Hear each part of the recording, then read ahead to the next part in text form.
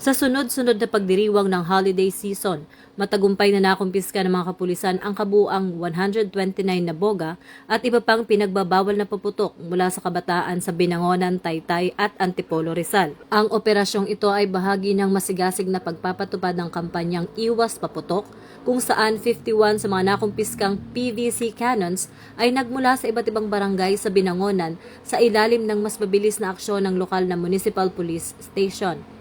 Ang tagumpay na ito ay patunay ng dedikasyon ng PNP na masiguro ang kaligtasan ng mga mamamayan, lalo na ang mga kabataan laban sa mapanganib ng mga ilegal na paputok.